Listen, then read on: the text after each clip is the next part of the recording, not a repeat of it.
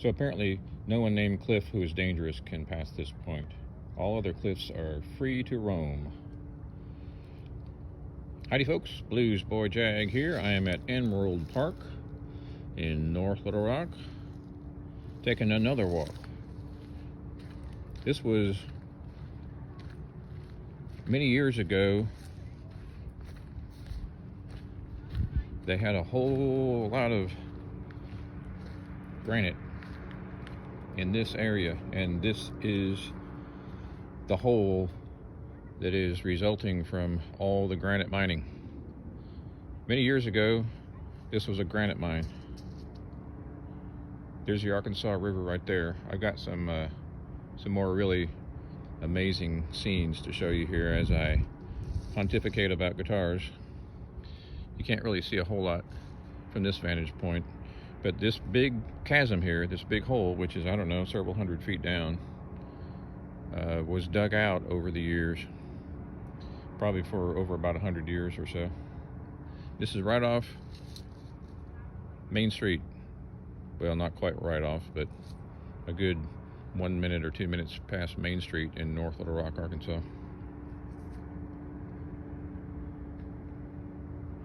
So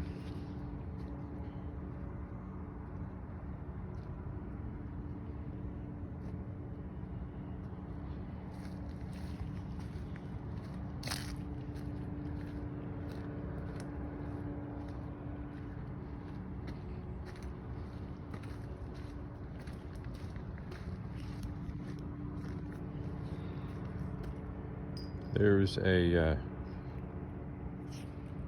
you can see that bicycle track, like a simulates off-road bicycling for the kids, and walking path.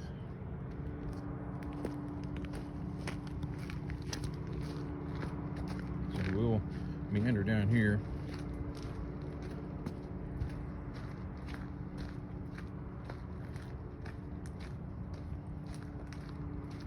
To another vantage point.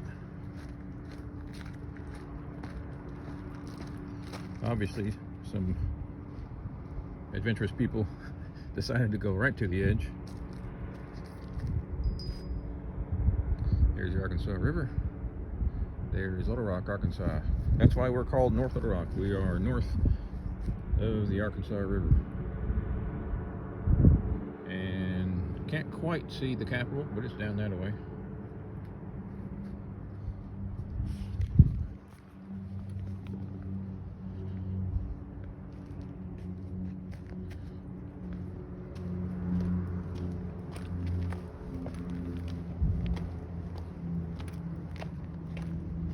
Ooh, look at those scenes.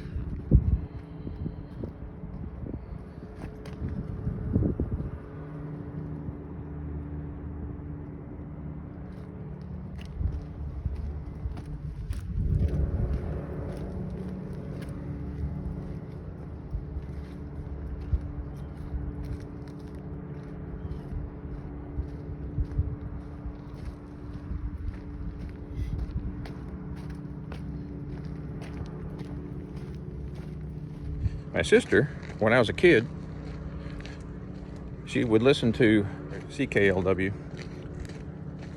was the top 40 station that we got, and CKLW was in Canada, which wasn't a whole lot farther north than where we were. And that was my first exposure to pop radio, and I guess I was about 5, 6, 7, something like that. And my sister was born in 1950. I'm giving her age away. And I was born in 62, so she was 12 years older than me. And she was right about teenage years when she started listening to radio. And it was, of course, the Beatles and Rolling Stones on the radio and the pop hits of the day. Tijuana Brass, that kind of thing. Back then, they had what I call easy listening pop. Lots of instrumental songs were hits as well. And so I got a pretty good smattering of all that. I didn't pay a whole lot of attention to it initially, though. it was just sort of background music.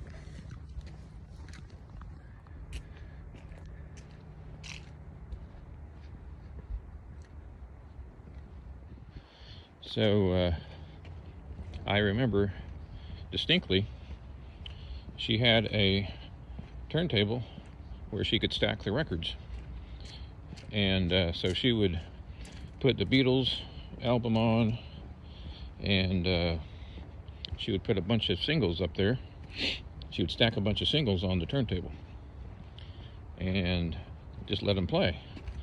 And so I would be in her room when she was doing this. I guess I was just playing with my toys or something. So that was my first memory of hearing music on the radio. I'm sure I heard music at church before that, but of course I didn't pay much attention to that because it was kind of stodgy and boring. Good name for a duo, stodgy and boring. So as time went on, I didn't really pay a whole lot of attention to the music. I'd listen to it and I'd tap my foot and so forth. But I wasn't bowled over by it. It was just something that was there, kind of like certain TV shows, which I didn't necessarily watch every single show, but it was just background noise. But somehow it did make an impression on me, obviously. And I remember a few years after that, maybe 2 or 3 years, maybe not even that long, I don't remember. I remember going to a friend's house when we were playing outside, and you know how you'd go to your friend's house and get a snack and their mom would be there. This is before the days when mothers worked all that often, all that much.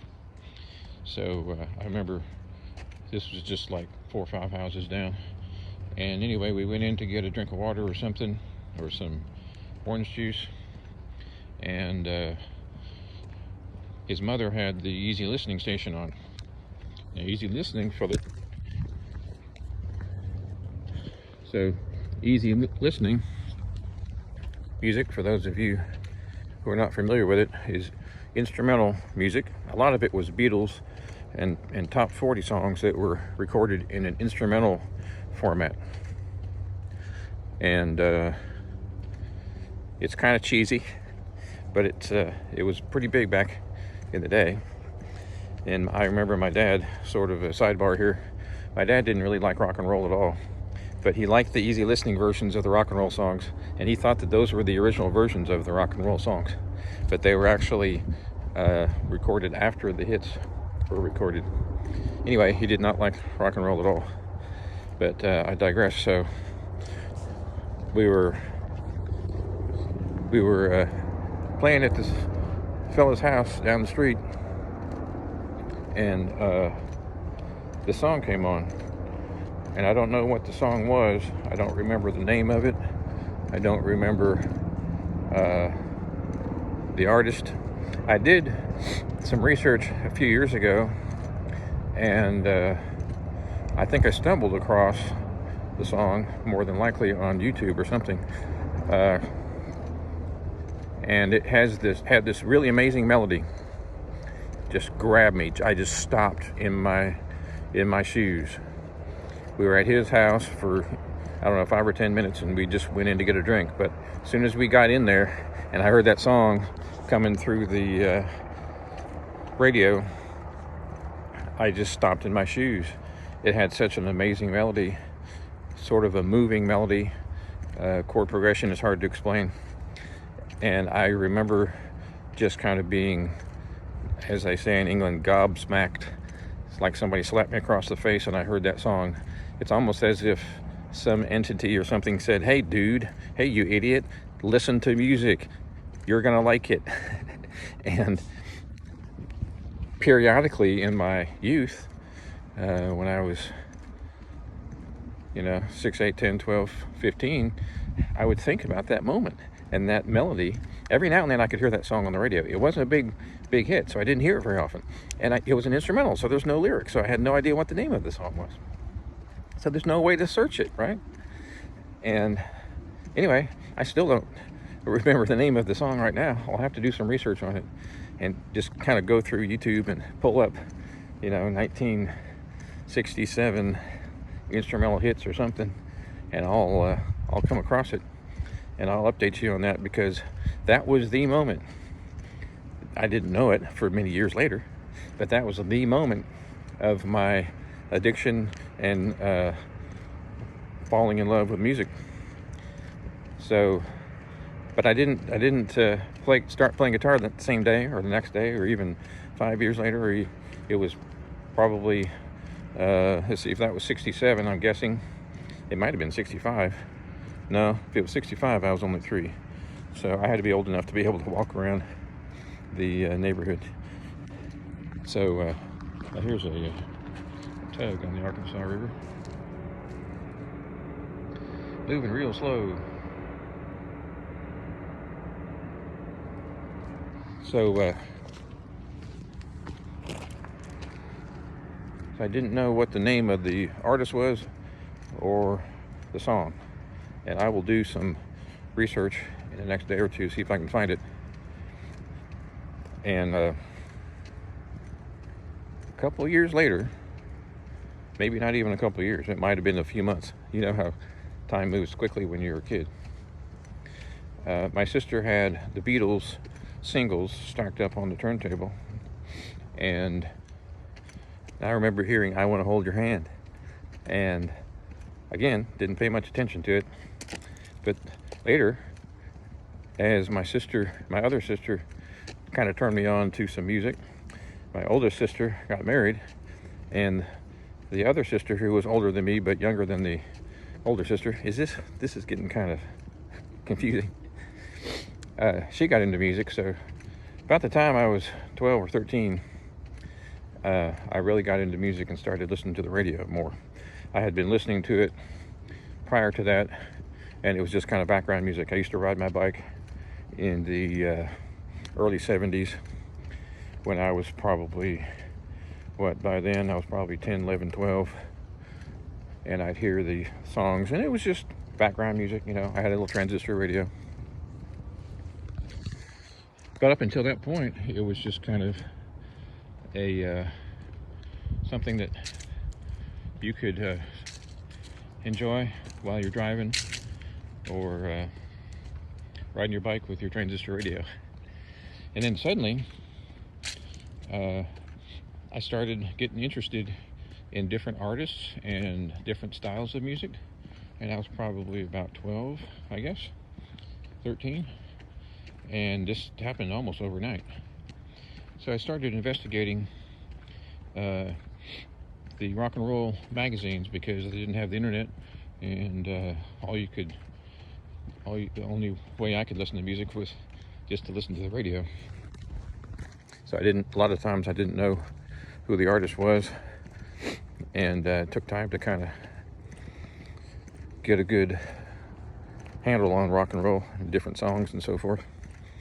So anyway, about this time, I went further and further deeper into investigating music and pop music and top 40. And I listened to the local AM radio station, which was KAAY, and it was the top 40 station. And my little bedside radio would wake me up in the morning playing the top 40 hits of the day. And again, prior to this, like being hit by lightning and being sucked into music, it was just background music. But then suddenly I wanted to listen to radio more. So I was listening to the same radio station, KAAY, one night, and at about 11 o'clock, suddenly the music changed to this weird psychedelic art rock, Pink Floyd and stuff like that. And I was like, what the heck is this? At first I thought I was listening to a different radio station. I thought maybe I had picked up some sort of weird shortwave radio or something. And the show started out with this Spanish. And I was like, what is this?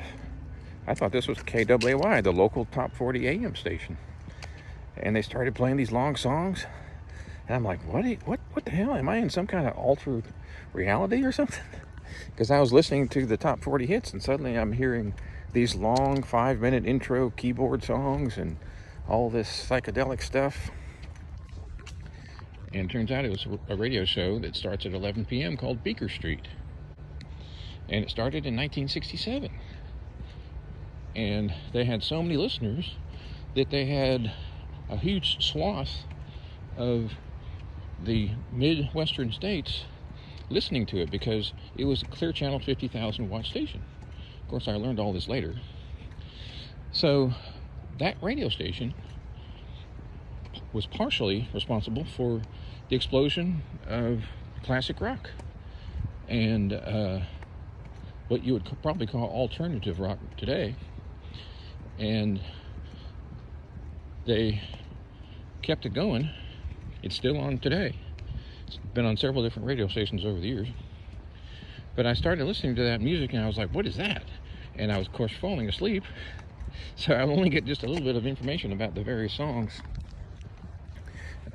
before I fell asleep. I might hear 5 songs or so before I would fall asleep, and then I'd wake up the next day and I was like, damn, I wanted to listen to that more of that radio show so I could figure out who these artists are and what the name of the songs were and what the name of the albums were.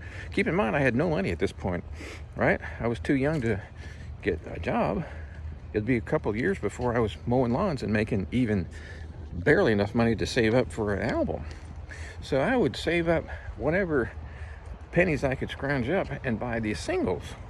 So I'd go to Walmart and I picked up a bunch of like ZZ Top singles, and I picked up Thin Lizzy singles and all the stuff that was out there in the mid-70s, 1974, 1975, and got sucked in deep, like real deep. Like I had to listen to music every day, and it was a lot of fun and a real learning experience to compare the different styles of music. And the more I listened, the more I was hooked.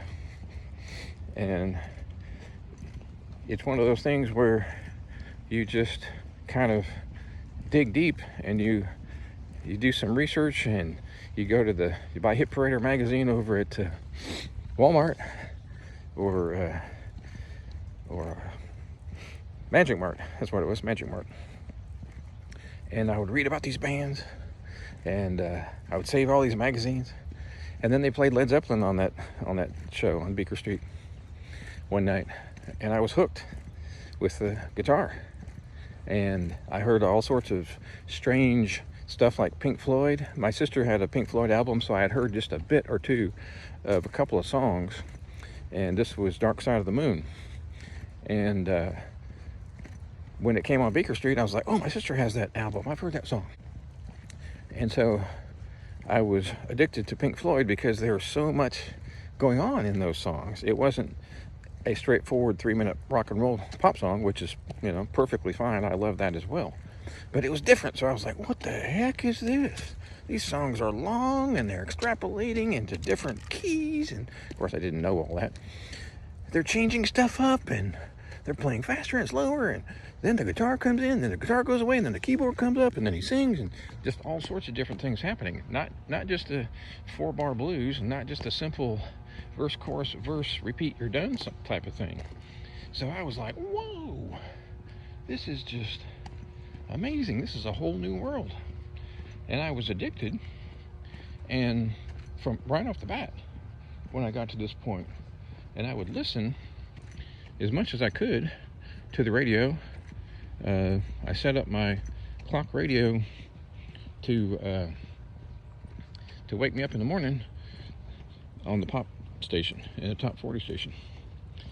So as time went on, probably wasn't all that much time, probably a month or two in retrospect, I started to mow the lawn and started to make a little bit of money. I'd like clean up the house, and help my mom out and get, you know, 50 cents here, 50 cents there, and I would tuck it all away. And then when I saved up $4, $5, I could actually buy an album, which would take a while. And that gave me a I guess a goal, I guess you would say. And when I didn't have any money or enough money to buy an album, I'd ride my bike and I'd go to Kmart, and I'd go to the music section of Kmart, and I would peruse the albums and just read on the back like who produced it and the members' names and the names of the songs. And lo and behold, I came across a few songs that I heard on that weird Beaker Street show. Wow, Grateful Dead. Oh, that's that song that I heard. Oh, wow. Thin Lizzy. Oh, wow. Ted Nugent. Oh, wow. Black Oak, Arkansas. And all these classic bands from back in the day, Deep Purple, etc., etc. And Tommy Bolin.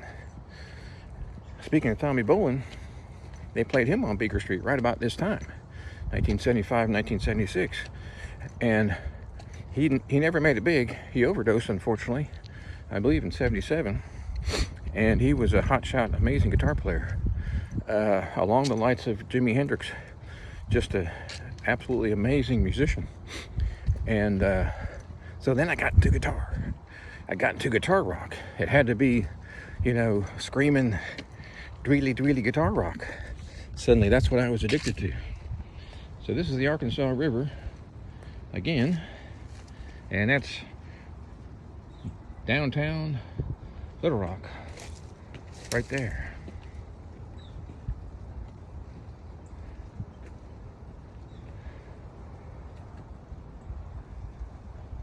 And as we walk up here, we get up to the Chenal area. As we get up here, we'll see the downtown Little Rock Capitol and a couple of skyscrapers right here. Here we are.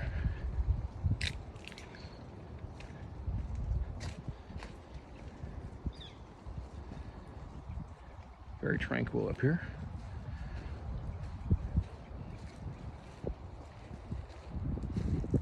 And down the hill, we have some picnic areas. There's the Capitol right there. Hope I don't drop my phone. There's a pretty deep chasm there. So by now, I'm riding my bike to school, and on the way home, I would have to make if I wanted to go to a Tape and Toke record store. That's right, I had a record store called Tape and Toke, and it was a head shop / record store back in the 70s. Discount Records was the main entity that owned Tape and Toke, and they were across from UALR, University of Arkansas at Little Rock, which was obviously the perfect location to sell rock and roll records, right across from the college. And so one day I decided, speaking of Tommy Bolin, I decided I'm going to see if I can buy some Tommy Bolin or some other guitar rock. This is probably a year into my rock and roll addiction now. And so I knew that they were a offshoot, Tape and Toke was an offshoot of Discount Records. And so I knew that they knew a lot about music. They weren't just uneducated people just ringing you up. They knew all the stuff, all the answers to your questions. You know, where was this guy? Who else did this guy play with? You know, when did he start? What are some of the other albums that are out? And can you turn me on to other similar music and all that stuff? So I knew that they would be able to answer my questions. So this right here is a World War I base, Army base. Actually, at least one president was here back in, I don't know, 1913 or something like that. And these buildings are still here. I'm not sure what they're used for now, but it's a government facility. So on one side, we got the the Arkansas River in downtown Little Rock, and on the other side we have this. Pretty amazing. So, as I was saying, I would go to Discount Records when I got a chance, but that was far away from my house. And I couldn't ride my bike there. Well, I could. I did. Maybe I'll do another video on that. It's not very exciting. But it was a long way to ride a one-speed bike. Maybe 10 miles or something like that. For a kid, that's a long way for a one-speed. But anyway, I would... the only chance I got really to go to Discount Records was if my parents would take me, and they were anti-rock and roll. They didn't say I specifically could not play rock and roll, but they did not like it, and they thought it was dirty music, and throwback to the 50s, because they remember that time. They remember the Elvis time and all that. And not that they despised every rock and roll song, but anything that had too much of a grinding beat, they didn't like it. Not cool. And so they wouldn't take me to Discount Records. They knew that Discount Records had all sorts of other records besides rock and roll. One of the biggest record stores around at that point. They had classical and jazz and all that. But all they had in their mind was rock and roll is at Discount Records, so we're not going to take Billy there when we go on our evening drive, because we would sometimes do a 30-minute or an hour drive in the evenings after dinner. So check this out. There's the whole schmear right there, Little Rock, Arkansas. Big drop off here.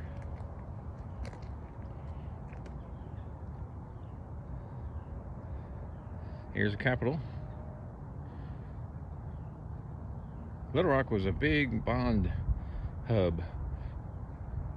Bond business was huge here back in the 70s. My dad was part of that. And West Little Rock is way over there.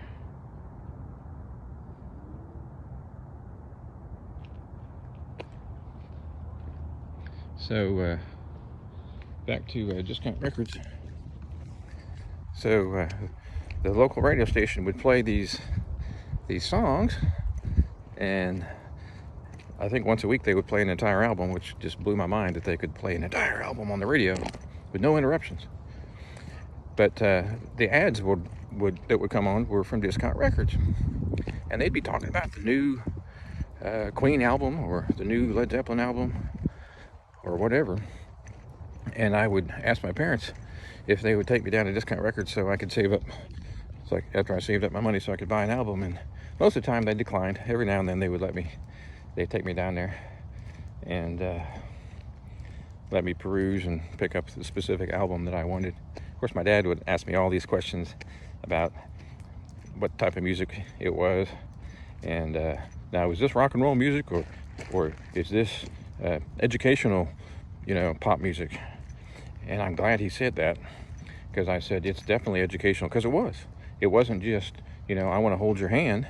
It was Pink Floyd, right? And so I said, well, some of it's pop, because I didn't lie.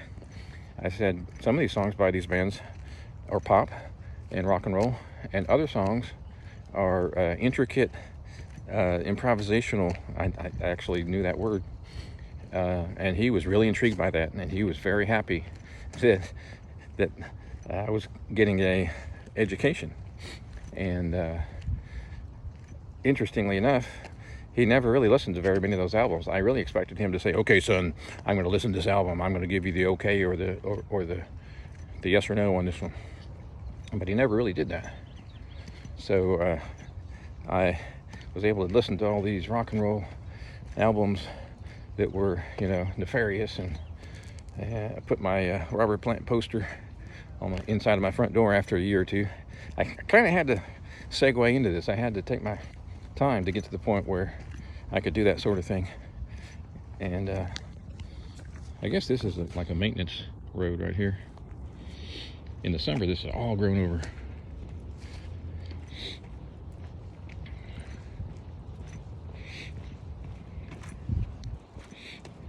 How y'all doing? Good. 26.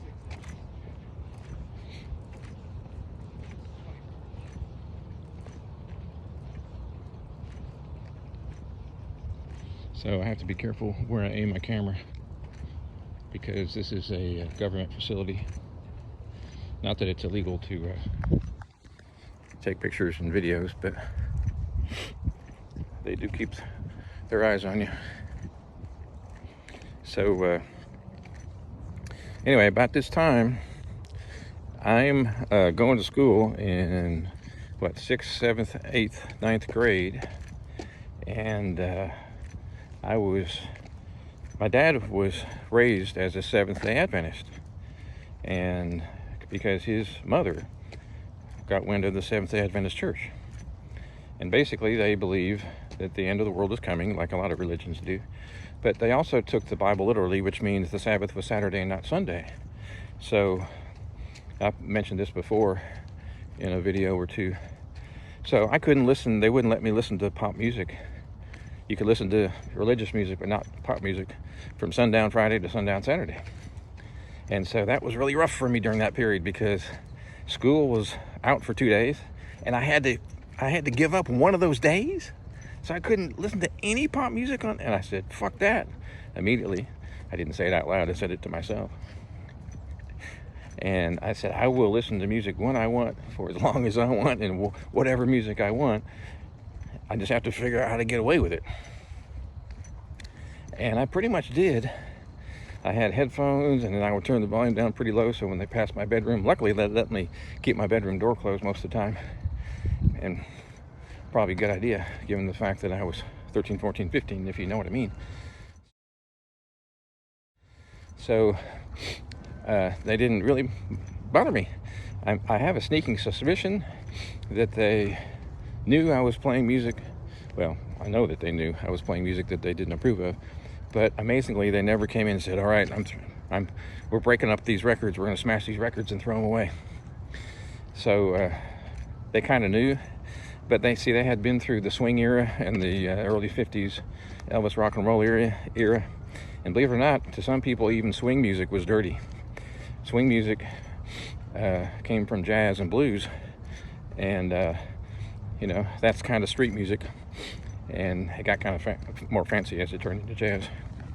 Anyway, they had been through that when they were kids, right? So their I should say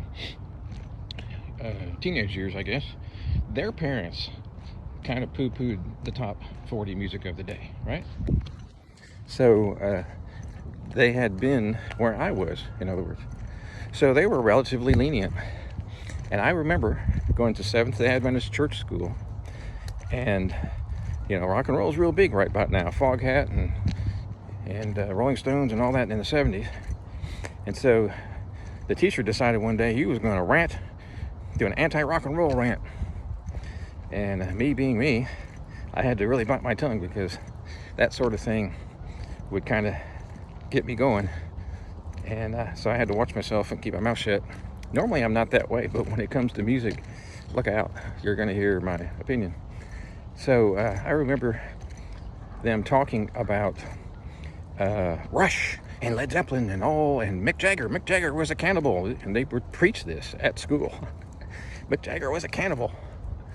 And I remember wearing like Rush t-shirts and Led Zeppelin t-shirts to school at probably 6th, 7th, 8th grade, 7th or 8th. And the principal would ask me all these questions about what kind of music does that band play? Is that band a rock and roll band? Are they Satanists? Da-da-da-da-da-da. And I would say, I don't know. I haven't talked to them. I'd have to ask them that. Which he didn't like that answer at all, of course. And I said, why are you getting angry at me? I'm just telling you I don't know. They could be, they may not be, I don't know. And so I was on his radar at that point. He was a nice guy, the principal, but I was on his radar from then on. So one day, the school was a small school, and we would have 2 or 3 or 4 different grades in one room, just like the old days, like the real old days, like, you know, 1910. So we'd have fourth, fifth, and sixth grade together in one room. So I'm in sixth grade, and he's teaching the fourth graders or something, and I'm sitting there reading a rock and roll magazine. But I'm reading, I've got it set up where he can't see what I'm reading. So it's a science book with a magazine inside of it. And I'm not reading the science book, I'm reading the rock and roll magazine. So he comes meandering my way, and I'm like, oh shit. So I'm like, well, I could do two things. I could hide this real quick, in which case he will know instantly what I'm doing. Or I can just let him see what it is and have a short conversation. And I chose option B. Luckily, he was pretty cool about it. He wasn't happy, but he didn't tell my parents or anything. I mean, literally, that's like, in his mind, reading that magazine was like reading Playboy in school. But anyway, so I immediately, when I got home, I immediately told my parents. I thought, this is the best way to do this, is give them the story ahead of time, before he calls them and says, I believe your son was reading a rock and roll magazine in school. So I decided just to go ahead and head him off at the pass by telling them, he'll probably call you. And immediately, both my parents were angry at him. So, blammo. I won that one. That was a smart move there. So I'm not sure what they're building here, but it sure is taking a long time, because I started walking here at Emerald Park consistently about a year and a half ago, which is about when they started this, whatever it is. And they are crawling. I mean, crawling. It's amazing how slow government entities can work.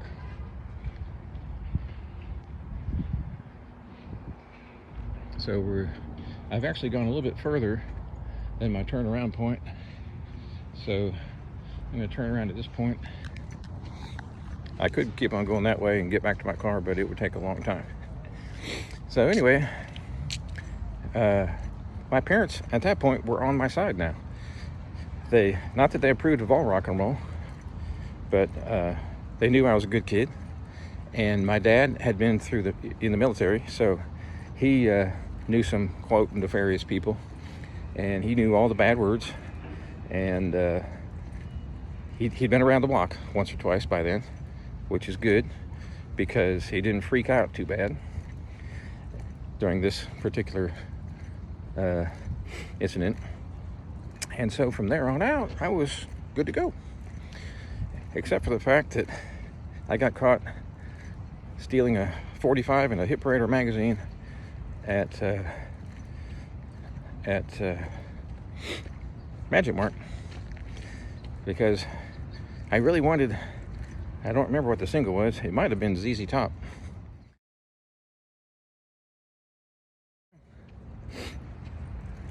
Anyway, this was like 1976, and by this time I had acquired, with my pennies, nickels, dimes, and quarters, several Led Zeppelin albums and Pink Floyd and that sort of thing. And I probably had, I don't know, 20, 30, 40, 50 albums by this point.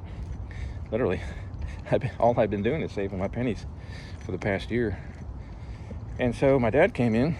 He was going to tell me off, for getting caught stealing the album, or the single, in the Hit Parader magazine, which was a total cost of $3 for both. And I was like, uh-oh, he's going to take all my records and smash them. And I was just prepared. I was ready. I said, oh, well, if that's what happens, that's what happens, and I'll start all over again. And I'll save up my money and buy them all back again. I'm not going to be living at home much longer. So anyway, what he said was, I want, son, and he wasn't mad. He wasn't hollering and screaming and stomping his feet or anything. He said, I want you to destroy all these rock and roll records. And I said, okay. I pretty much knew that's what he was going to say. And I had already figured out a plan, because I had a big walk-in closet. And I thought, I'll just kind of bury him back in there and put a whole bunch of coats and toys and stuff on. He won't even walk in here and look. And it worked. He never did. I lived there a couple more years, and he never knew that these records were stashed back there. I'm sure my mother probably saw them when she was cleaning, and she never told him, because I was a mama's boy. So that worked out pretty good. So at this point, I'm in college, and I'm working part-time, and I'm saving all my nickel, dimes, and quarters from teaching guitar and from throwing a shopper's news and working at the Burger King for a while and so forth. And I would save my money to buy recording gear, because I got a guitar in 1977, or 78, and acoustic guitar, a Global, Sears Global, not a very good one. I talked about this in a previous video. It had copper frets, which wore down within a year, but I didn't know that. I just thought, I guess that's how it works. Frets are going to wear down eventually, which is true, but copper frets will wear down very, very quickly. So anyway, we're moving into a whole nother discussion here, but I got so deep into music that I had to play music. Isn't that beautiful?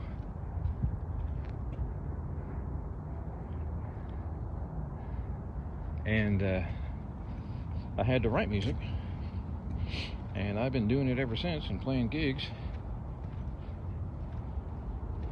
So that's my story, and I'm sticking to it. A little bit of background